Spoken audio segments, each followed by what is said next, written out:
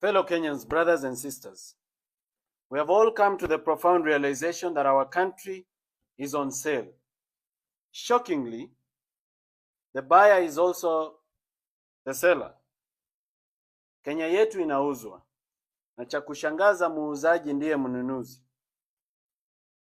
In the year 2013, a group of powerful individuals sat in a room and made a plan to be the wealthiest men in the world, to the disenfranchisement of many Kenyans.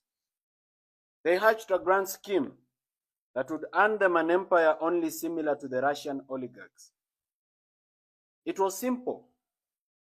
Steal as much as you can, make Kenya poor as much as you can, then bring back the money that has been stolen and buy everything that is valuable in Kenya, then dominate the people as their landlords.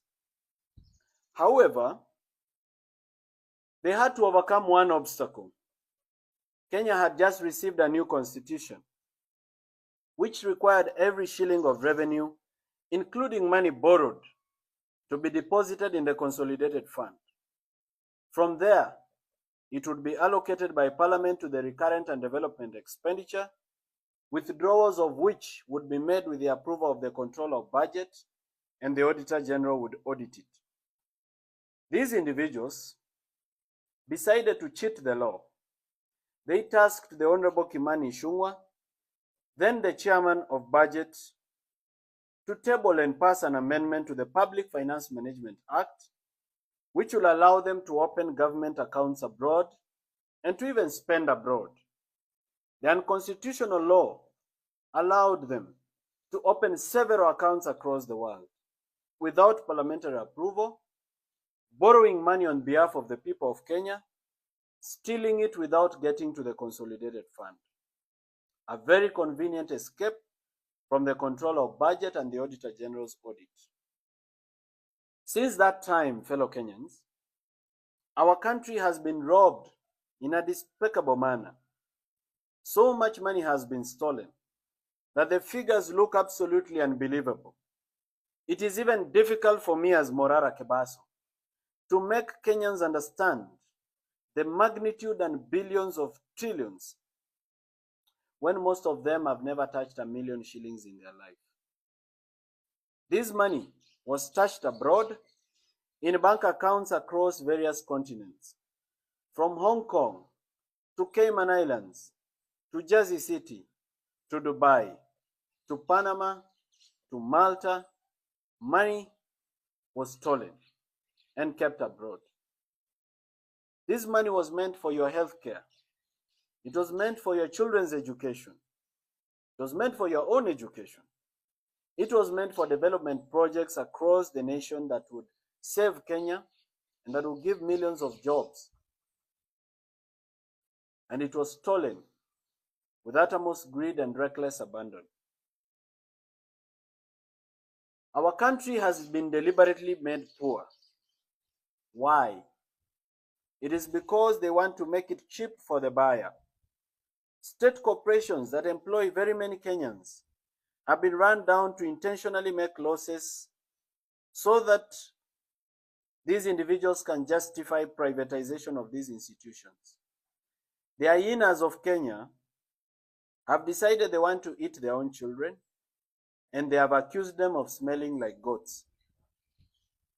Unfortunately, the hyenas want to eat everything, including national assets that are sensitive to national security.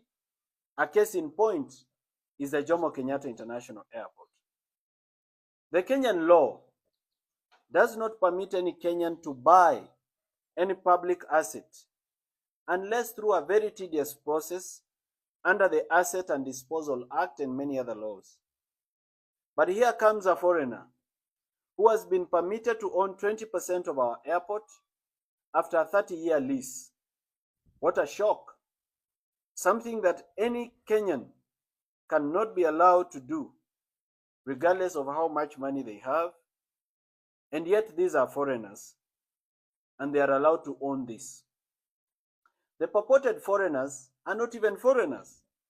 They are proxies for Kenyans who hide behind foreign names and foreign faces. Our money that has been stolen since 2013 when Uhuru Kenyatta was president has started coming back through proxies in the face of investors. They call it public-private partnership or privatization or foreign investment. Very sweet words for state capture and money laundering. In February of 2024, the Cabinet of Kenya, led by President William Ruto, approved the following state corporations for sale. The first one was the National Bank of Kenya, where the government of Kenya owns 22% and NSSF owns 48%. Consolidated Bank of Kenya, where the Deposit Protection Fund owns 50% on behalf of the government of Kenya. Development Bank of Kenya, where ICDC owns 89% on behalf of the government of Kenya.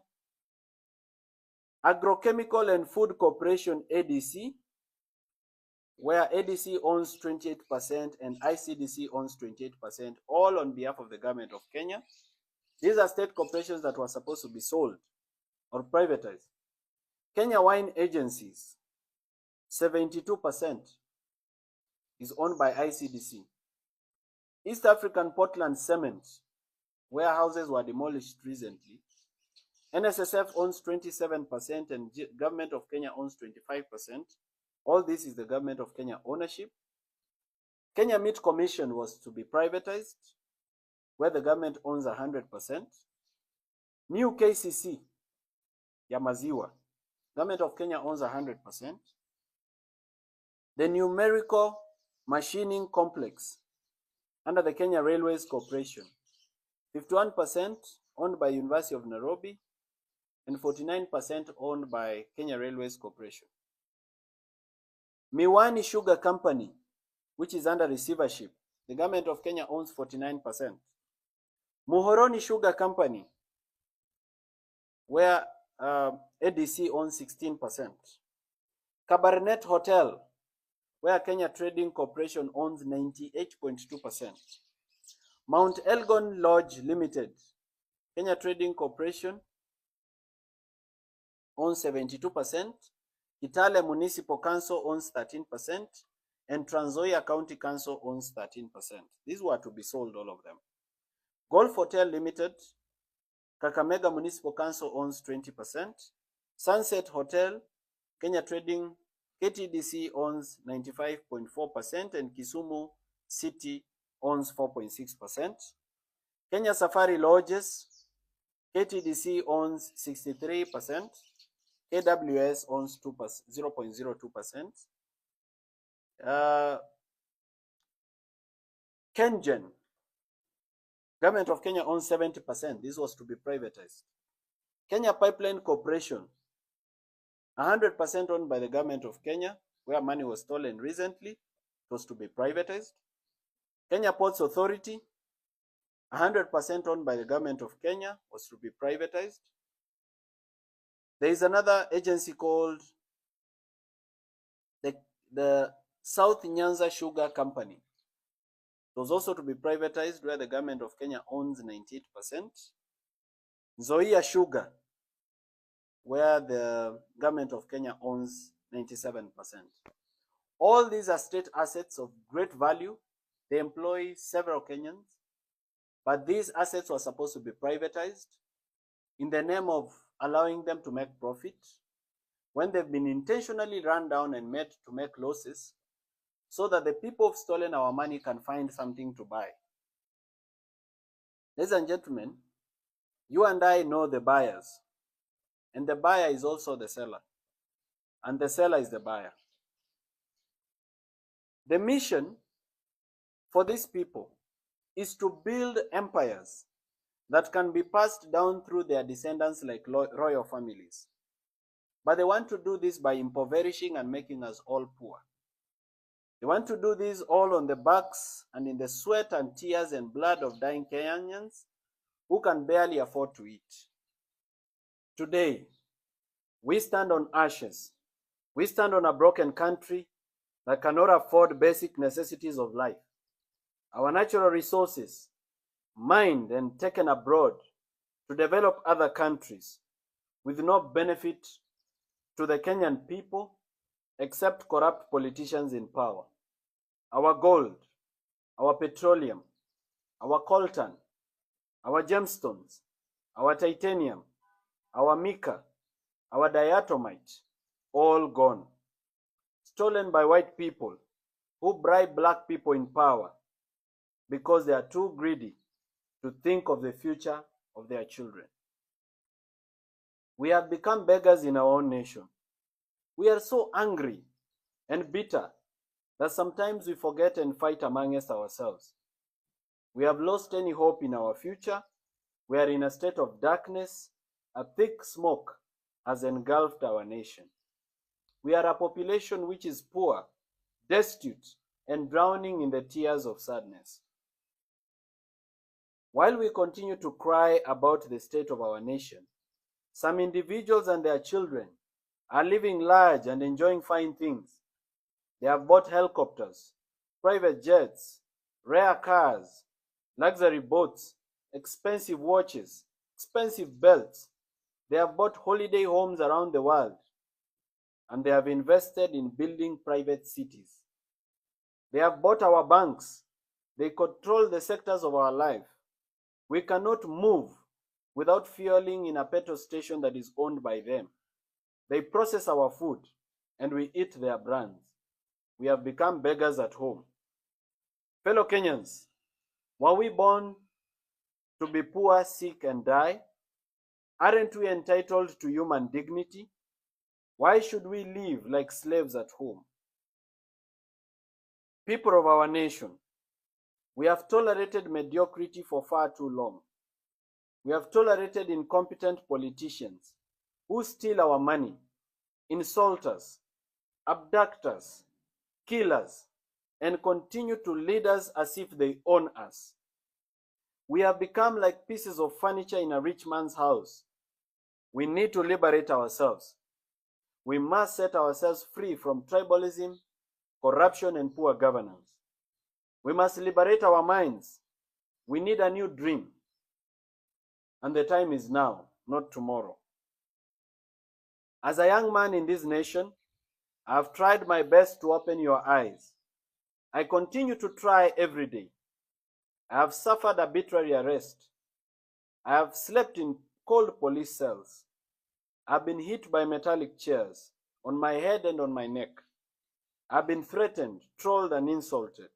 My privacy has been invaded. I have lost my property. My previously quiet life has been turned upside down into chaos where every word I utter can be misunderstood and turned back against me in a sharp knife of condemnation. But I still stand tall, and I hold my head high. I refuse to buy fear. I refuse to give up, and I refuse to live like a slave. In my commitment, I have inspired many of you to join me in this journey. Now this is a movement for change. I don't claim to be perfect, but I am passionate. I'm a team leader and a team player at the same time. I believe we can change it. Ninaamini itabadilika. It is time for us to come together. We need to put aside our ego, our personal pride, or self-importance of any kind. We need to reason together as a nation. We have different ideas. Some believe we should create systems and not individuals. I believe we should mentor individuals of integrity to take over systems and institutions. Well, we can disagree to agree. In that conversation, let everyone's voice be heard in silence. Let us not troll and deplatform those who have sacrificed to present themselves for the burden of leadership. Not everyone can lead. Some of us need to follow and support leadership by mentorship, correction, and prayer. Theirs is a journey of sacrifice, a yoke so heavy to bear, but in stride and grace they bear it. On this day, I want to thank those who have stood with me, those who do not know me but defend my reputation on social media and in gatherings of every kind.